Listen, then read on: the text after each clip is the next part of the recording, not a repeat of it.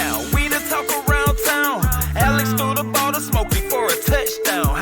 It's fourth down and you don't really want no more. We've been winning from the door. You should check the scoreboard. Check the scoreboard. Welcome back to the Scoreboard. NFL season is finally back. We have bridged the gap with the spring leagues, with the draft, USFL, XFL. It's time for the main event, I guess, of the football year, which is lucky that we even have side events now. But the NFL is back, and this is our preseason show, I guess. Pretty latest we could have possibly made it because week 1 predictions are coming next week, but we still got it in anyway. Smokey, how are you doing? Oh, I am doing great. Better than Cardinals fans right now, because apparently that team has already decided we are tanking and we are going to get Caleb Williams in the future, which is always crazy because remember the whole tank for Tua thing come up, and it's kind of a thing in the NFL lexicon now. But Tua wasn't even the guy by the time they got there. And this could be the same way with Caleb Williams. I know a lot of people are saying, oh, this is the next Trevor Lawrence, which I don't believe he's really the next Trevor Lawrence or Andrew Luck or whatever, because he wasn't touted. I mean, yes, he was highly touted coming out of high school. That's why Lincoln Riley picked him up. But he wasn't that same guy that a Trevor Lawrence or Andrew Luck was. It'll probably end up being Drake May or Michael Penix or something like that. But the point being, the Cardinals are in horrible position, and I am glad that football is back. Absolutely. And I'm glad that you're already doing I'm the better than thing before a single game has been played. Yeah, exactly. That's how you know. Yeah. That's how you know we got stories to talk about. Today, we got a big agenda here. We have a lot of predictions because this is what we do usually in the preseason. We've been around for a few years. We pick the division champs for every division. We pick all the awards, and most importantly, our patented segment, we have bold predictions for the upcoming season. Sorted from least bold to most bold, at least in my case. Mm-hmm. That's how I listed them. I have 4 of them, but we're going to start with the regular stuff. Get that out of the way, and we're going to start with the awards. And I'm curious of how many of these actually overlap. And a side bold prediction is that probably only one of our awards overlap. I think I've picked some that you probably didn't think of or didn't agree with me with. Mm-hmm. So I'm assuming most of these don't overlap. But let's get into it and start with the one that I think does overlap, which is the Offensive Rookie of the Year. Yeah, probably so, because some of these I did go with the chalk and some of them I went out on a limb. But I think we all have to agree that the Offensive Rookie of the Year happens to be Bijan Robinson. Are we right? I mean, it's usually, I think you've pointed this out in past seasons, that the first running back taken off the board has a great chance of winning this award each year. And this is another situation because no one has been touted like Bijan Robinson since Saquon Barkley and maybe even Ezekiel Elliott before that. And Zeke broke a lot of records, so did Saquon Barkley. This guy is coming up in a run-heavy scheme under Arthur Smith, so I think there is a great chance that Bijan Robinson will be the Offensive Rookie of the Year. I agree with you on that one, and that is the one I thought we would agree on. Running back it is always difficult to transition into the NFL, but running back is probably the position with the least difficulty or the least overhead transitioning, and we see it a lot of the times. Running backs have the easiest time making an impact year one as rookies to being superstars. The Falcons already have a great offensive line. They're already one of the most run-heavy teams in football, and they drafted a running back, the top running back in the entire draft class in the first round. So it's very clear that this is going to be an extremely run-heavy offense, maybe even more so than last year. They're completely committing to the run, and Bijan Robinson is going to get the majority of those carries because he is probably the bell cow back. They might run split backfield a little bit, but he's going to get the majority of the touches. As a rookie, he's going to come in fresh, and he's going to do great. 1,000-yard season, I would confidently project if he stays healthy, and he's the Offensive Rookie of the Year. Defensive Rookie of the Year. We may differ on this only because we differ. I think so. We differ in our fandom for college football teams also. So I am going. Oh no! Oh no! You didn't pick an Alabama player. Oh okay. No, okay. I didn't. I expected Will Anderson, so I'll go ahead and say that. So since I'm not spoiling your pick there, but I am going to be a homer. I'm picking Jalen Carter. Of course. Because, I'm not a big defensive guy. I'm a fantasy guy, and I focus mostly on offense. And a lot of times defensive units come down to a single player to me. But Jalen Carter, why not? Like, a lot of people are going to pick Will Anderson. A lot of people are going to pick Tyree Wilson, Devin Witherspoon, or whatnot. But I will be going with Jalen Carter. What say you? All right. Well, Jalen Carter, it's a good pick. He's going to fill that role of Javon Hargrave, who's been an impact player for Philadelphia for a long time. He's going to fit in there right away. I'm not picking the obvious pick. Of course, Will Anderson would be the obvious pick. I like Alabama. He's the highest picked defensive player. He's going to D'Amico Ryans, who's a defensive genius. All that aside, I'm picking the most physically gifted pass rusher in this draft class. That's not Will Anderson. That's not Tyree Wilson. It's Lucas Van Ness for the Green Bay Packers. Went kind of under the radar for a lot of people, but I think he has the most potential to develop into the best pass rusher. I think he has the highest upside of any defensive player, and pass rusher in particular in this class. I think he's going to fit the Zadarius Smith hole that hurt the Packers defense last year. He's going to be an impact player week 1, and he will need to be because there's some quarterbacks to chase around in that division. For the Packers, I think he's going to be the Aiden Hutchinson, or the Packers' answer to Aiden Hutchinson of last year, who should have maybe won Defensive Player of the Year, had more interceptions than Sauce Gardner as a defensive lineman, who ended up winning the award, but that's neither here nor there. Lucas Van Ness is my kind of under the radar pick. I think he's generally under the radar when it comes to players in this class. Even pre-draft, I don't know. I haven't. A lot of people not giving him the credit, but I'm going to go with Van Ness for the Packers. Offensive Player of the Year. Yeah, I got to go straight chalk here also because I really thinking about it and all the people who could be up for this at this moment in time. You think about Christian McCaffrey and Justin Jefferson. I have to go with Jamar Chase because I think he is in the best situation. The Vikings, on the other hand, are not as pass heavy, even though we know that Justin Jefferson does some amazing things, and he has been the WR1 over and over again, at least twice now in his career. If not, he might have even been the Rookie Player of the Year. I'd have to go back and look. But Jamar Chase, he is with his favorite quarterback, and the favorite quarterback, favorite target. These guys played in college together. I can't see any other person who could take this. I mean, I'm sure there'll be somebody come up out of nowhere at the end of the season, and you're like, oh, this guy's going to win it. But as of right now, I'm sticking with the chalk. I'm sticking with Jamar Chase. All right, I'm going homer on this one. I'm not going anywhere. I'm going Christian McCaffrey for this one.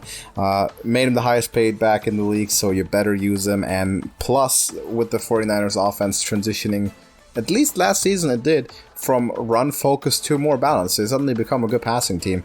And I think Brock Purdy's going to develop into a great quarterback. You have the right player who is a receiving threat out of the backfield, along with Deebo Samuel, which means you have him in the right environment where the defense cannot focus solely on him because there's like another player that's just like him on the team. And Deebo Samuel, that's basically the same player. And if he stays healthy, of course, that's always the question mark with him. Had he been on the Niners for the entirety of last season, he would have won Offensive Player of the Year then. And for the second half of the season, he was the Offensive Player of the Year. He's going to be there from the start this year, and I think he's going to win it. He's going to be a receiving threat. He could be a 1,000-yard rushing, 1,000-yard receiving season, like 4th or 5th in history. It's entirely possible. So Christian McCaffrey, Offensive Player of the Year. Mm-hmm. Defensive Player. Yeah, one quick little thing about Christian McCaffrey, though. I had been drafting him a lot in fantasy leagues because I believe the same thing. What bothered me, though, as far as picking him for this was that I can't remember if it was Shanahan or one of the offensive coaches there actually said that they were going to try to limit him and not overuse him. They don't want him getting injured or whatever. So that did take me off of him for this award here, but What are we on? Defensive player of the year? Defensive player. Yeah, I'm going chalk again. Sorry. I wanted to be more exciting than this, but like I said, defensive players are defensive players in my book. I'm going with Micah Parsons. The guy has won multiple awards already in this league. He's probably the heart of the Dallas Cowboys defense there. I don't know. I mean, I'm trying to guess who you would be going with. I know you're not going with Myles Garrett. Oh, I've got an idea, actually. I think I know who you're going with. But my pick for... I don't think you do. No? Okay. No. Well, my pick is Michael Parsons. What do you got? Well, there's one reason I'm not picking Nick Bosa, which is that he won it last year. And winning it back-to-back is harder than winning it the first time because, well... I guess it's just a subconscious sense to bring variety for the voters, right? So I actually, I also have Micah Parsons in this one by process of elimination. Bosa's not winning it because he already won, unless he's putting up another 18 to 20 sack season, and Micah Parsons doesn't. But Parsons adds the value because he'll have a couple of interceptions, he'll have a couple of fumble recoveries. He'll play more snaps in total than Nick Bosa does anyway because he's not part of a rotation. Nick Bosa is a pure defensive lineman. And Micah Parsons, on third down, he'll rush the passer, but he'll cover, he'll play the run, he'll do anything. So he will get more snaps, he will rack up more stats. And I think this time the conversation is just going to go in his favor simply because of the fact that Nick Bosa won it last year. Also, Nick Bosa, it's still a possibility that he might miss the first game in Pittsburgh if his contract negotiations don't get done, and that puts him behind the 8 ball a little bit. So I'm going Parsons. Of course, I think Nick Bosa is the best defensive player, the best pass rusher in the league, but winning it twice is a whole different story. So Parsons. Mm-hmm. How about the MVP? Now this is where I'm going out on a limb because I've seen this trend happen. And I've called it before, and it worked out. Although my last big success with this, the guy kind of missed the MVP just slightly because of Aaron Rodgers. But I'm going out on a limb. This is the year for Trevor Lawrence right here. This is the MVP season for Trevor Lawrence. Like the stars have all aligned. He is in line to get over that hump and become the MVP this year. I think those Jaguars are going to be phenomenal this season. I think they're going to. Well, we'll get into division predictions later, but now you might say Joe Burrow because of I picked Jamar Chase earlier, which I think he's going to be in the running.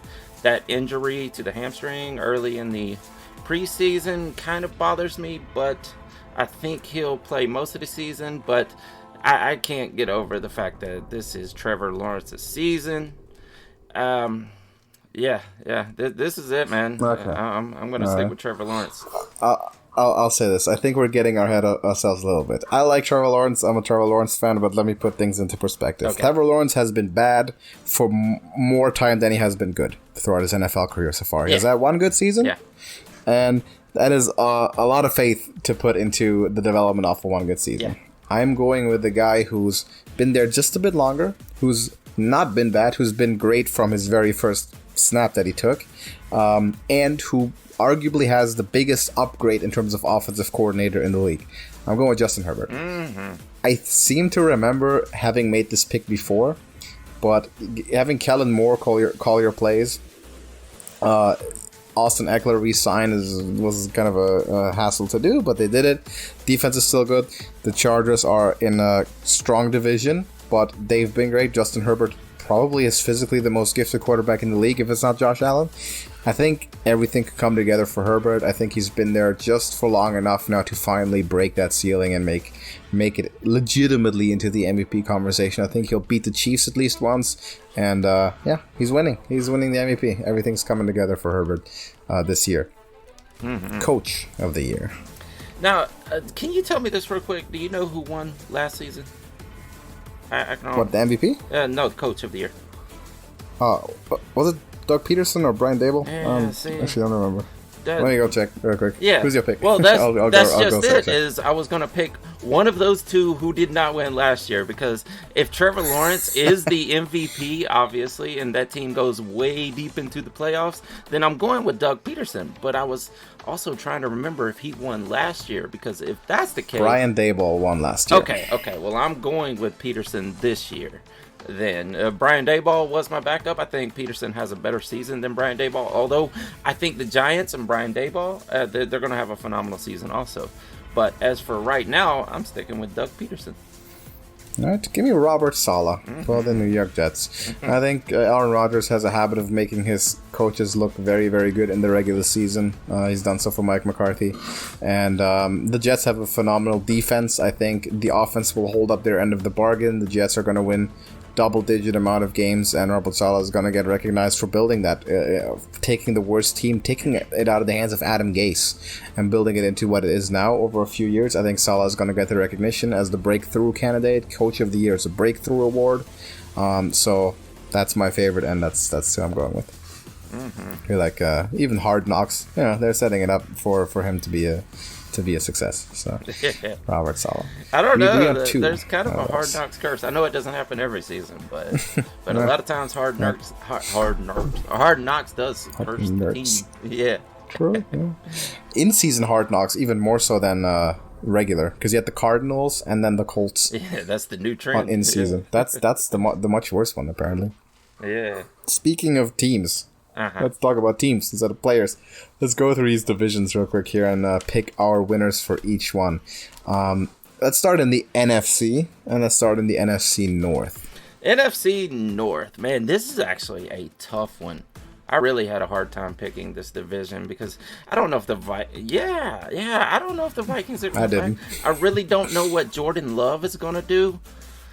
You know what? As for right now, I think that Justin Fields is going to put together a great season. I know the passing was not there last year, and he came on as a rushing quarterback. He was basically a running back at the end of the season, but he was great, and the team started winning.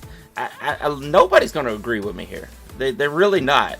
But as for right now, I'm picking the Bears to win the North. I think a lot of people will agree with you, but I'm not one of them. Even though he's not been bad, like Justin Fields has not been bad by any means, he's probably the most overrated player in the NFL at the moment, is what I would say. Really? The way that people talk him up, he received an MVP vote last year. That is absolutely, that is ludicrous. That was ludicrous. Like, I agree with that. That is insane, and people are talking him up as MVP favorite. Did you know that the Bears had the first overall pick? Yeah. And they traded out? They were the worst team in the league last year. Yeah. With an MVP. Yeah, right. No. I got the Lions. I got the Detroit Lions. They've been on a steady rise. They keep getting better. They keep drafting extremely well. Apparently, Dan Campbell is working magic. Jared Goff has been revived. He's better than Matthew Stafford apparently now.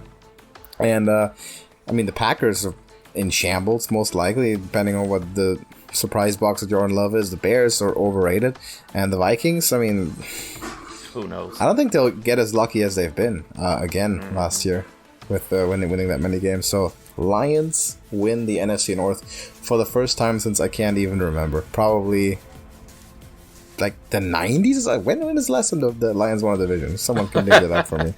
I don't know. Must have been a while. Ago. Yeah. A long time ago. But they do it here in my predictions. How about the East? Yeah, the East, I just propped up Brian Daboll, right? So, obviously, I'm going with the Giants. This division was probably the best in the entire NFL last season, but these things do not happen back-to-back like that. I know everybody wants to pick that. Everybody's going to be on the Eagles, right? Because they're like, oh, this is the new dominant team out of the NFC. Jalen Hurts is going to be the greatest quarterback that ever lived to a lot of people. But I don't think they repeat. I think they regress to the mean. I still think the Eagles are going to be good.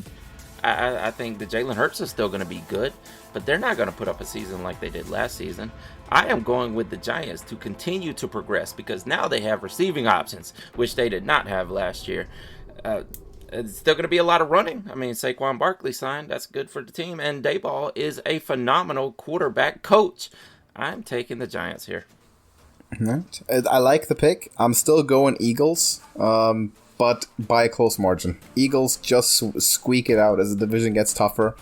They don't win as many games. They maybe win 12, 13 games, and they do regress to the mean, but they've gotten a bit younger as well. But they still get it done one more time. I think maybe give it another half season before the league has Jalen Hurts figured out, and then it kind of starts the regression phase. But Eagles hold on to win the division one more time, just about over the Giants. I'm going to go first on this next one because we have the NFC South, and I'll take it away before you do it. The Atlanta Falcons are going to win the NFC South. There, I said it. Wow. They're going to do it. Yep. Wow. I'm purely speculating, but possibly the youngest team in the NFL right now. Mm-hmm. Desmond Ridder, of course, we talked about the hopefully dominant running game. It hinges on the quarterback, right? If Ridder can play all right, like he can be an average to above average quarterback, he's got great receiving threats, Pitts in London. He's got a great running back backfield, and one of the strongest offensive lines.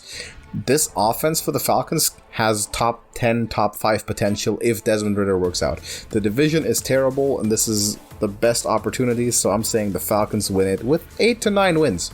They'll win the division. Wow.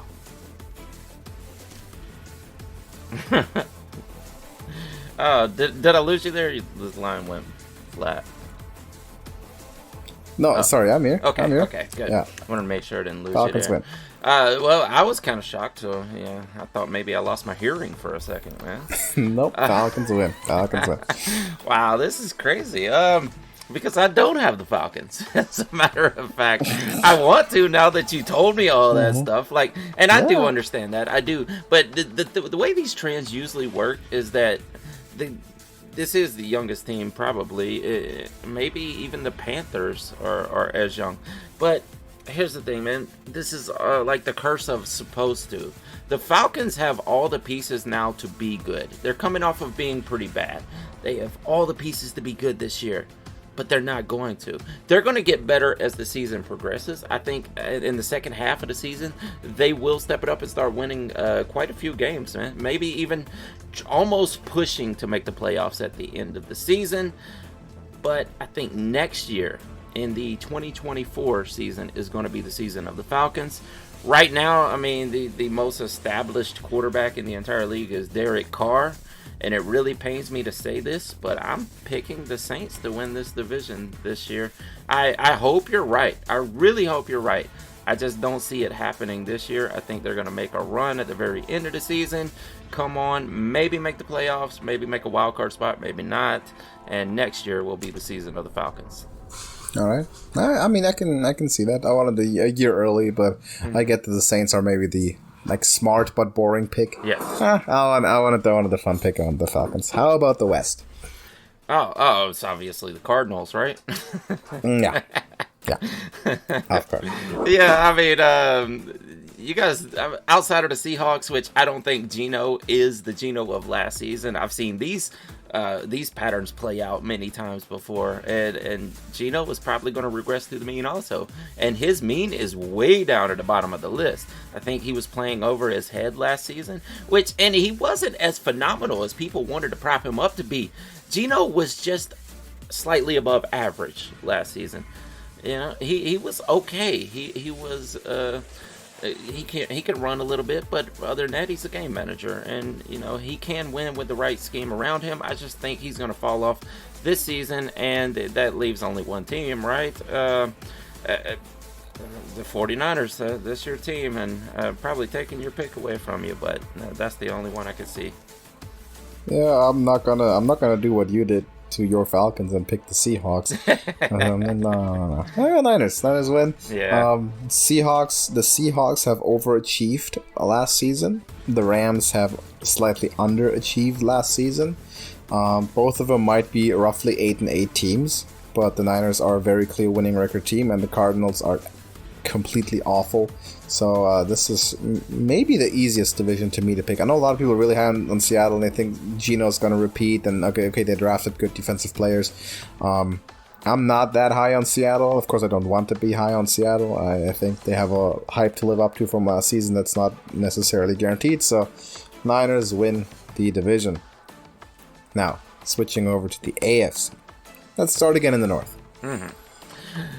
Everybody's going to pick the Bengals. I know this, and I think the Bengals are great, and they're going to have a great season. I may be making a mistake here, now to think about it, because this is kind of my Falcons pick, but I'm doing the opposite of what I did for the NFC South.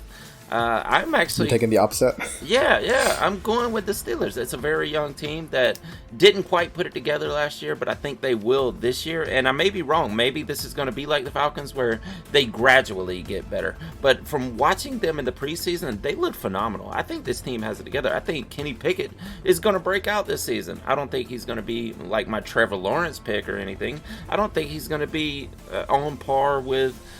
He'll be above Kirk Cousins. I'll give him that. He will be good. He will get this team.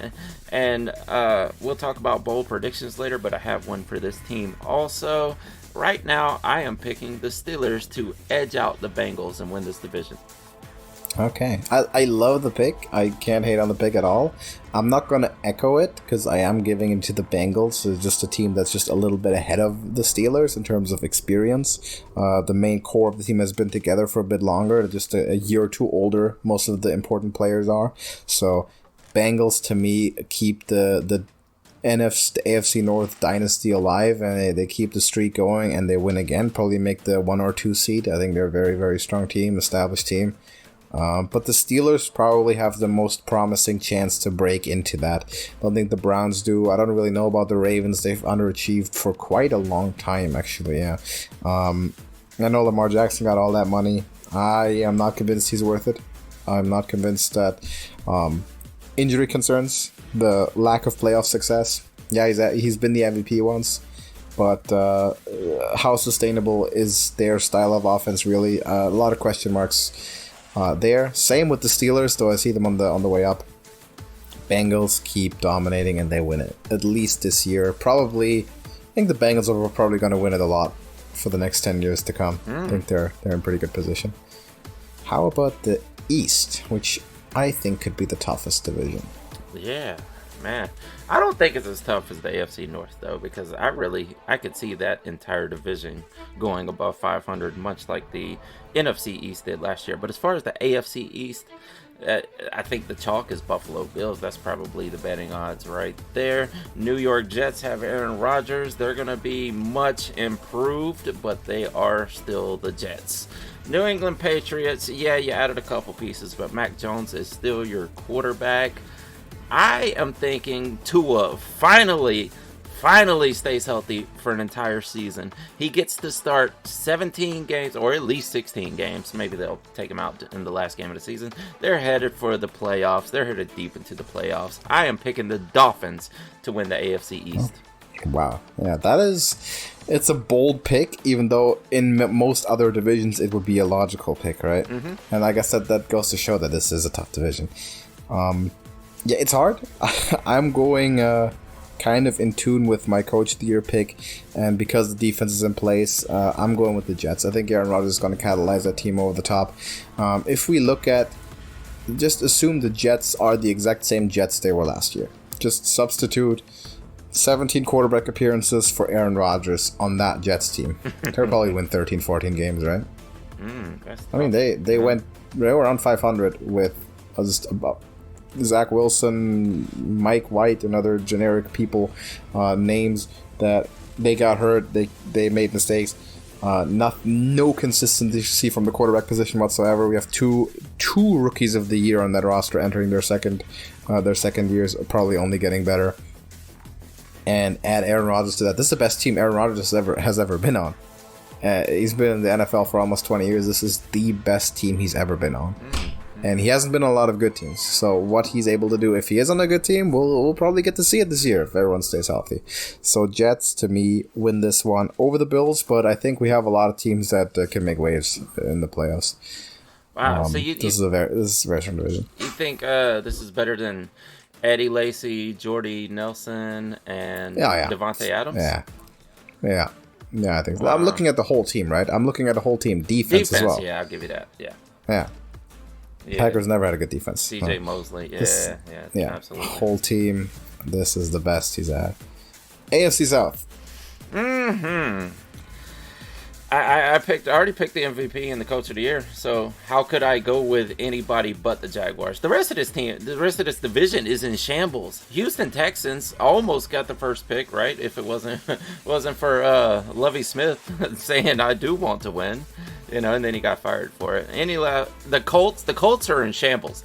They're not even going to have Jonathan Taylor. He doesn't even want to be on this team.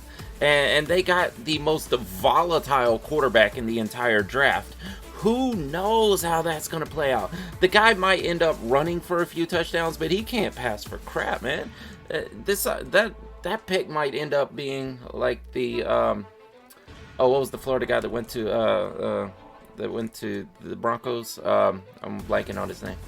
Tebow, yes, Tim Tebow. Yeah, that might end up being like a Tim Tebow pick. I know AR-15 went way earlier in the draft than Tebow did, but either way, Jaguars win this division.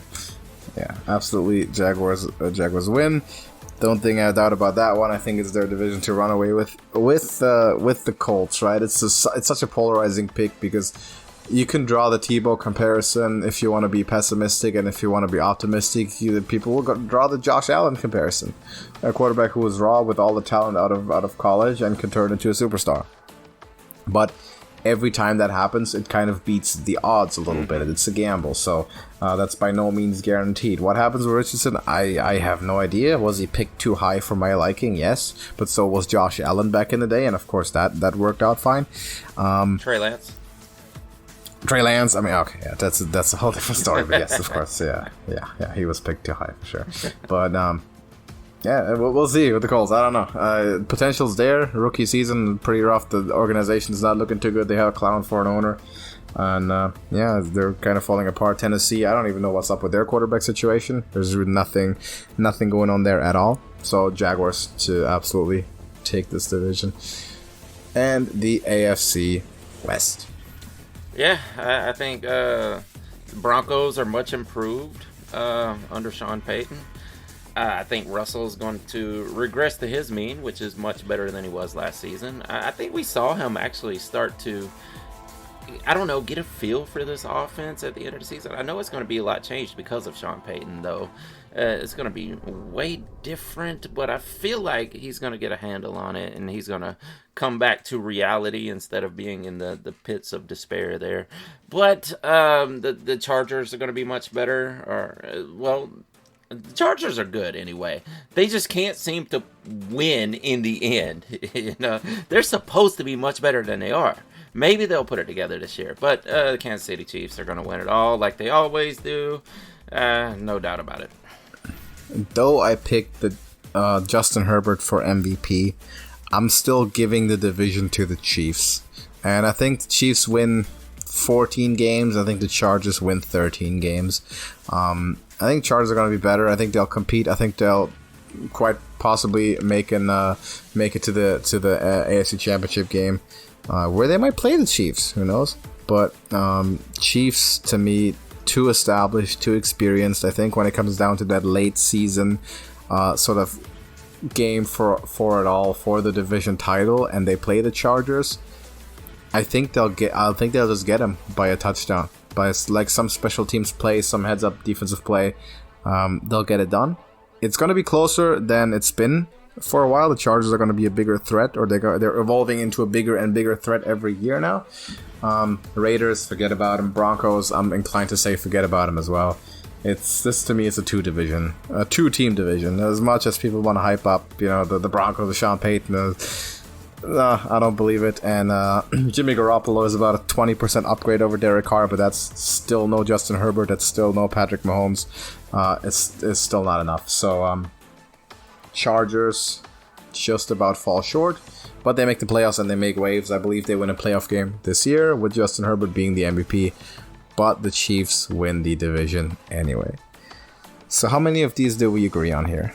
I think we had a couple different ones, right? Yeah. We got the Niners in the NFC. That's the only one. Yes, and we agree on the Jags Chiefs and the Chiefs. And the Jags, yes. So 3 out of 8. Only 3 out of 8. I assumed at least 6 we'd agree on. Yeah, you think so? I kind of went out on them, but you probably expected me to pick the Falcons also. Yeah, kind of. Yeah. Yeah. I did expect the Falcons. I did expect the Bengals off of you. Well, yeah, and looking at your picks, I could definitely see where all of those picks win. Yeah, it's not like anything that's too crazy.